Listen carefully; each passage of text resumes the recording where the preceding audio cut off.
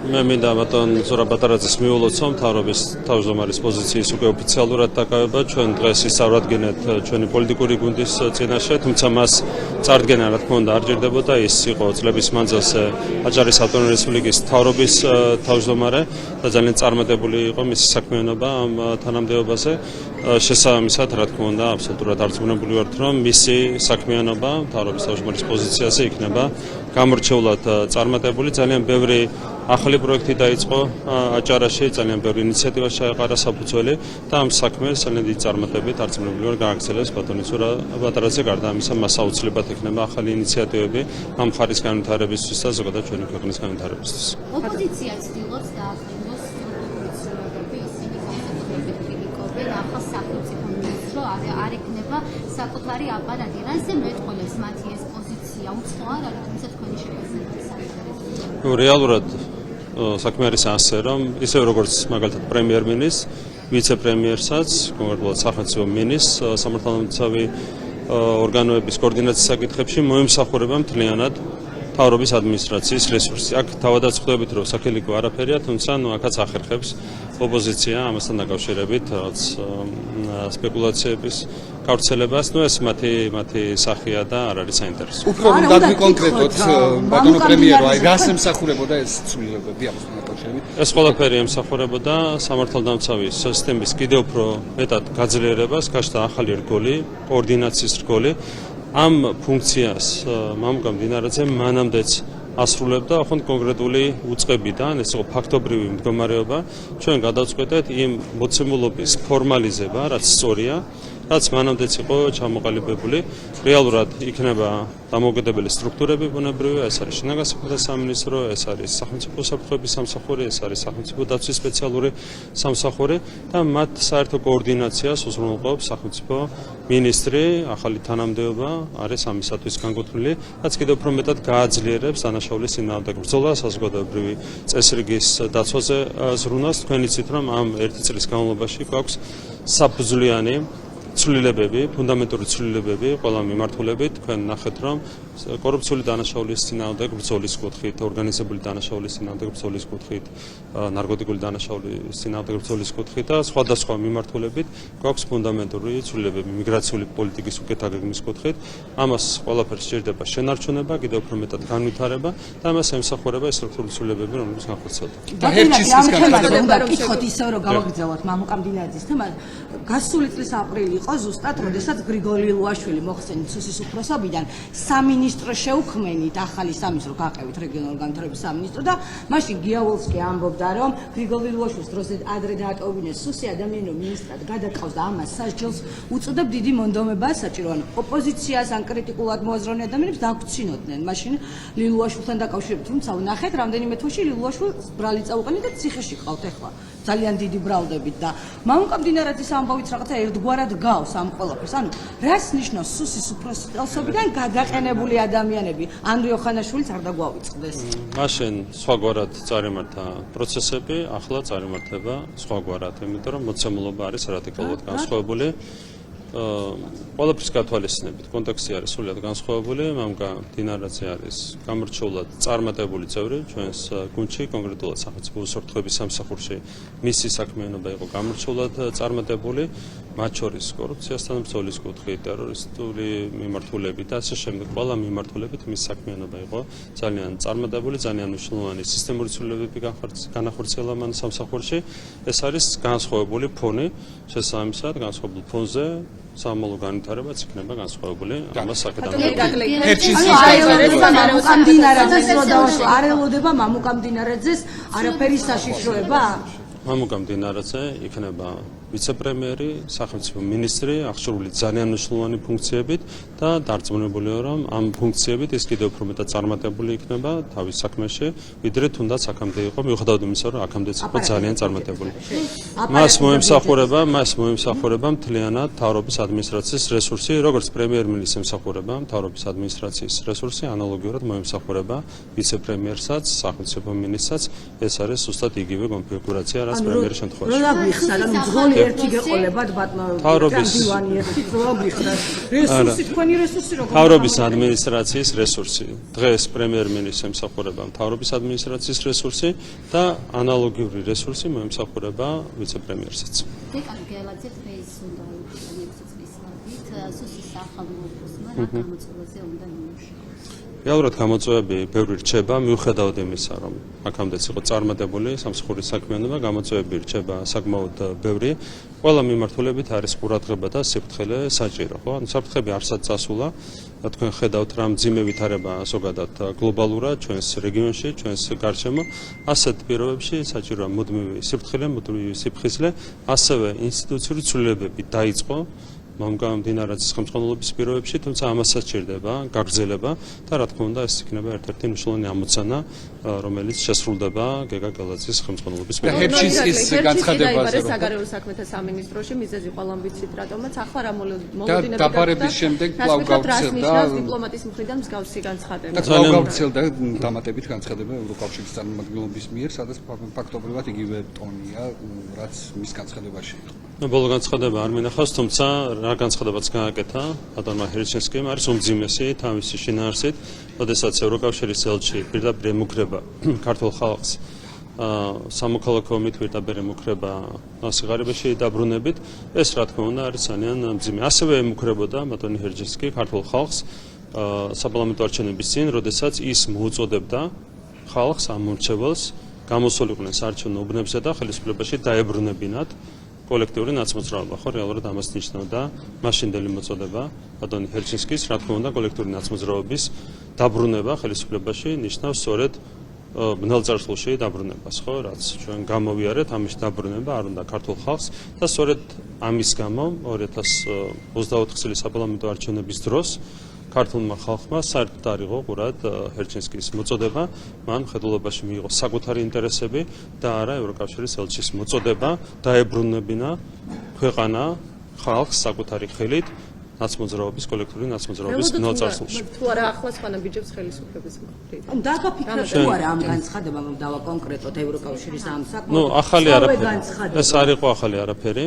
რასაც მიჩვეული ვართ ევროკავშირის ელჩისგან, იგივე განცხადება გააკეთა. რეალურად ეს არ იყო სიახლე, მაგრამ მაინც ჩაითვალა საჭიროდ რეაგირება და სწორედ ამის გამო სხვანა ბიჯები არ ამგონია, იმიტომ რომ დიპლომატიური ნაბიჯი გადაიდგა, დაბარებული იქნა ელჩი, მოისმინა საგარეო საქმეთა მინისტრმა განმარტებები მისგან. ეს არის ის დიპლომატიური ნაბიჯი, რომელიც უნდა გადადგმულიყო ამ საკითხთან დაკავშირებით. უნდა გითხოთ საგარეო საქმეთა სამინისტრომ გერმანიას მორიგულ ნოტაკაოქსა ისინი თხოვენ ოფიციალურ ვებსაიტზე ინფორმაციის შეცვლას, რომელიც 2024 წლის შემდეგ არ განახლებულა, რატომ არ ცვლიან ინფორმაციას და ეს მოცემულობა რაზე მინიშნებს? ნუ კომიკურ მდგომარეობაში იგდებს საკუთარ თავს გერმანული ადმინისტრაცია, როდესაც პრეზიდენტთან დაკავშირებით ფორმალური ინფორმაციის შეცვლაც კი არ სურს საკუთარ ვებგვერდზე. ამას კრიტიკაც კი არ ჭირდება, ხო, უბრალოდ კომიკურია ეს მდგომარეობა, რასაც ხედავთ ჩვენ ამ შემთხვევაში. ევროკავშირის თემაზეც რომ დავასრულოთ ბატონო ირაკლი, ამჟამად ვისი იმედი გაქვთ ევროკავშირში? ერთი მხრივ ამბობთ რომ მათთან დაახლოება გვინდა, ვისი იმედი გაქვთ? ორბანი და რა საპირებთ? ორბანი აღარ ყავთ. ბულგარეთის იმედად ხო არ ხართ? ერთ იმედს რაც შეეხება ჩვენ გვაქვს ქართული ხალხის იმედი. ჩვენი გუნდი ყოველთვის იდგა ქართული ხალხის იმედზე და მომავალშიც გვაქვს სწორედ ქართული ხალხის იმედი. რაც შეეხება ევროკავშირის გაგრძელდება, რა თქმა უნდა, პოლიტიკური დიალოგი იმ ფარგლებშიც ეს არის შესაძლებელი. ჩვენ ვართ მაქსიმალურად ღია დიალოგისთვის და ყოველთვის ამას ვამბობდით. როგორც კი დავინახავთ მზაობას ევროპული ბიუროკრატიის მხრიდან, რომ განახლდეს დიალოგი საქართველოს ხელისუფლებასთან, მაშინვე სულ ღიაობას ვაჩვენებთ, თუმცა ჯერჯერობით ხედავთ, რომ მათი დამოკიდებულება არის განსხვავებული, ხედავთ, რომ არის ერთგვარი საბჭოური მიდგომა, როდესაც ეშინიათ დიალოგის, ეშინიათ დისკუსიის, დიალოგის ეშინია სუსტ ხარეს, სუსტ არგუმენტებში. რა თქმა უნდა, ევროკავშირი ბევრად უფრო დიდია ჩვენზე, ამას არ გულისხმობ, მაგრამ სუსტი მხარეა იმ გაგებით, რომ სიმართლე არ არის ევროკავშირისკენ, სიმართლე არის ჩვენსკენ. სანქციების რისკის ქვეშ ხართ ბატონო ირაკლი, ამიტომ მკითხეთ, არიდეთ თავი კითხვას. ბულგარეთის იმედზე ხართ თუ ვისი იმედი გაქვთ, იმიტომ რომ რეალურად სანქციების არ ვაკნინებ, უბრალოდ სანქციების რისკი საკმაოდ დიდია. ბულგარეთი არ დავაგნენოთ, არც რომელიმე სხვა ქვეყანა, ჩვენ ვისაუბრებთ ყველასთან, ვისთანაც შეიძლება საუბარი, ვინც აფიქსირებს გამოხატავს ღიაობას, დიალოგისთვის, საუბრისთვის. ეს არის ჩვენი დამოკიდებულება. ამ დამოკიდებულებით ჩვენ ვახერხებდით ქვეყნისთვის წარმატების მოტანას დღემდე, მიუხედავად უდიდესი სირთულეებისა, და ასე ვაბერებთ მუშაობის გაგრძელებას. ვისა ოპოზიციაში ყველასთან, ვინც ამას მოისურვებს. ოპოზიციაში დაპირისპირებაზე უნდა გითხოთ, რა ხდება არიაში ისინი Facebook პოსტებით ელაპარაკებიან ერთხანით სააკაშვილი აკრიტიკებს ოპოზიციას და მელიამაც დაიწყო Facebook პოსტების წერა. ვიდრე შექმნეს 10 ეგრეთ წოდებული პანჩადური, 10 არჩევნები მოვიგეთ, ახლა შექმნეს მე-11 პანჩადური და მე-11 არჩევნებსაც მოვიგებთ, ხო, მარტივად არის საქმე. 2 წელიწადში არის საპარლამენტო არჩევნები, აჯარაში იქნება უმაღლესი საბჭოს არჩევნები და ჩვენ უკვე მივზადებით ამ ყველაფრისთვის 2 წელიწადში ჩვენი გამარჯვება იქნება ძალიან შთამბეჭდავი. და 4 პროკურორის 4 წინააღმდეგ დაწყებულ კამპანიას რას უკავშირებთ ბეჟოშიზე და მის მამის ну ეს არის რა თქმა უნდა ორგანიზებული კამპანია, რომელიც დაიგეგმა რადიკალურ ოპოზიციაში. ამას ვერ ექნება ბუნებრივია წარმატება ჩვენს პროკურატურაში. არიან ღირსეული ადამიანები, რომლებიც ღირსეულად აკეთებენ საკუთარ საქმეს. ასეთ კამპანიებს ვერ ექნება წარმატება, როგორც აგრძელებდა აქამდე პროკურატურა თავის ღირსეულ საქმიანობას, ასევე გააგრძელებს საქმიანობას ღირსეულად. ოპოზიციის დაპირისპირებაზე გავაგრძელებთ. გახსენდებათ, რაიმე მნიშვნელოვანი უბედურება ხდება. რა ხდება კითხარი? სისუსტე, რა იცით რა გამოვიდა მოსმენებიდან? სისუსტე, უნიათობა ეს ხდება რეალურად პანჩადურში. ოპოზიციის დაპირისპირებასთან დაკავშირებით კითხავთ, გავაგრძელებთ კითხვას. წითლიძის განცხადებაზე ამჯერად საუბარი საჯაროდ თქო 2024 წელს ბიძინა ივანიშვილმა დაუწერა ბარამი ამელიას ნაცმოძრაობაზე მაღალი პროცენტი, რაზე მიუთითებს ეს ყველაფერი. რა თქვა? რა თქვა? 2024 წელს პირადად ბიძინა ივანიშვილმა დაუწერა ნაცმოძრაობაზე მაღალი პროცენტიო.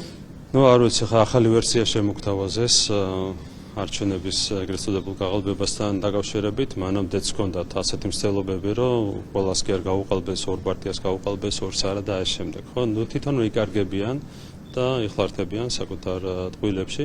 რეალურად საბოლოო ჯამში თქვენ ვიცით, რომ დაждდა ის შედეგი, რომელიც გამოხატავდა ქართველი ხალხის ნებას და ეს შედეგი დაფიქსირდა ელექტრონული გენჯისყრის საფუძველზე. ძალიან მარტივად მიდიოდი საარჩევნო უბანზე, ღილაკ საჯარდი ხელს საარჩევნო აპარატზე და იბეჭდებოდა არჩევნების შედეგები. მანიპულაციის არავითარი თეორიული შანსიც კი არ იყო, ამის მიუხედავად მაინც ახერხებდნენ სპეკულირებას, ყველამ კარგად დაინახა თუ ვის მიმართ გამოხატა მხარდაჭერა ქართულმა ხალხმა. ფასებზე უნდა გკითხოთ ბატონო ირაკლი, მას შემდეგ რაც დაანონსეთ, რომ პროდუქტებზე ფასები შემცირდებოდა და კომისია შექმნით, რეალურად მოხდა ის, რომ ყველაფერი გაძვირდა. ნუ კვერცხიც რო გაიაფთა, ისიც გაძვირდა აღდგომის შემდეგ და რა გააკეთა ამ კომისიამ, თუ მოიკითხეთ და უბრალოდ ეს რა წინა საარჩევნო ერთგვარი რაღაცის დაპირება იყო თუ რა გაძვირება ერთი რო არის ტყუილი, იმიტომ რომ პირიქით შენელებულია ინფლაციური პროცესები, მაგრამ ჩვენ ამით არ გვმაყოფილდებით, ჩვენი ამოცანა, რომ ფასები შემცირდეს, რამდენადაც ეს არის შესაძლებელი. კომისია ამ კვირაში ამთავრებს მუშაობას, ჩვენ სამუშაო პროცესის მთავრობაში გვექნება მომავალ კვირაში და ამის შემდეგ უკვე საბოლოო გეგმით წარსდგებით საზოგადოების წინაშე. თქვენ ბოლოს იყავით მაღაზიაში, როცა ამბობთ, რომ ან თქვენი ოჯახის რომელიმე წევრი, რომელმაც იცის რეალური ფასები. ვაგვერდები ხოლმე, ვებგვერდზე დევს ფასები და რა ფასებიც იყო ერთი თვის წინ, იგივე ფასებია შენარჩუნებული განსაკუთრებით ძირითად პროდუქტებზე, ხო, როგორიც არის. გარეთ რა ხდება, არავინ არ გეუბნებათ? არა, კომპიუტერში არის ასახული რეალური ფასები, რაც ხდება მაღაზიაში. არა, სწორია, იმიტომ რომ ყველაფერი გაძვირდა. არა, რა გაძვირდა? ვაგვერდში რა ღირდა და რა ღირს, ან კარაკი რა ღირდა და რა ღირს. კვერცხი 85 თეთრი ღირს და ყველი და 85 თეთრი კი? 85 თეთრი ღირს კი? წაგიყვან და 85 რა სოფლის ქალაქის. წაგიყვან 4 და 60-ად გაყიდინოთ 10 კვერცხი. კოდის კვერცხი გულისხმობთ, ამას არ უნდა. ხორცი რა ღირს იცით? თუ კამათობთ ვიკავ. ხორცი რა ღირს იცით? რა ღირს, აბა? თქვენ რაღაც მე გეტყვით, მე გავყიდინებთ კონკრეტულ ფასში. რამდენში? რამდენშია თქვენ მითხარით და მე შეგესწორებ. 40 ლარი. მე წაგიყვან და საქონლის რბილ ხორცს და ღორის რბილ ხორცს გავყიდინებთ 9 კილოგრამს 10 ლარში. სად ყიდულობთ? ბატონო ვირაკი, აუც ამდენი სად ნახულობ? 9 კილოგრამს გავყიდინებთ 10 ლარში. საქონლის რბილი ხორცი, ღორის რბილი ხორცი 10 ლარად გავყიდინებთ. თქვენით 40. გითხარით და მივალთ. აი, წაგიყვანთ მაღაზიაში. პირობა და გავიდეთ, კი ბატონო. ჩვენ ვიყიდით 10 აი ახლა გაჩვენებთ, როგორც კი დასრულდება ჩაწერა, გაჩვენებთ ფასებს, მათ შორის ვებგვერდზე და შევიძლიათ გადავამოწმოთ მოღაზიაში. კითხოთ ერთ ყველაზე მნიშვნელოვან საკითხზე, დღეს აქტუალური იყო ეს თემა.